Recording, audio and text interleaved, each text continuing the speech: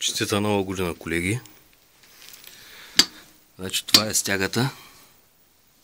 Нищо особено. Нито като механизъм, нито като изпълнение. Така. Това са рамената. Тази ролка горе се движи. От двете страни е направена малко по малко и с канал и има зегер. От двете страни.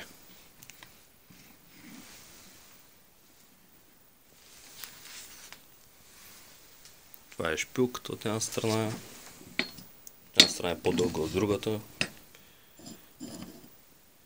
Накрая има шестограм десятка. Това е правилна струка. Вътре 6 грама му е пробита дупка. И в двата края излиза малко по-малък.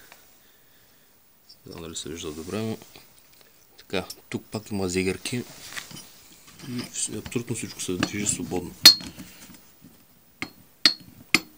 Значи, целта тук е да се обират просто малките разстояния и по-лесно да върви.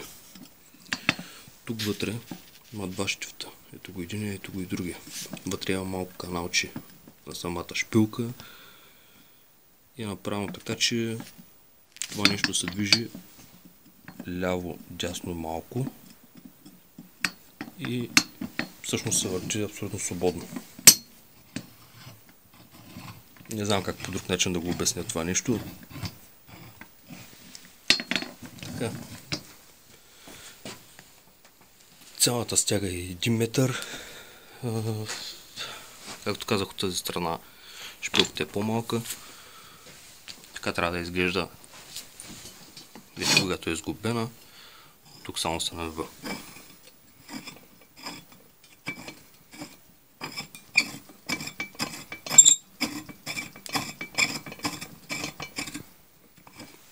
Върви така лесно, няма кой знае какви проблеми. Гайките са най-обикновени. Както казах, там няма нужда, те никаква роля не изпълняват. Нито шините са стоманизирани, нито нищо. Профилът е най-обикновен.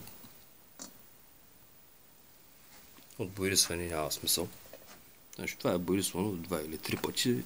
Просто пада за една седмица има няма.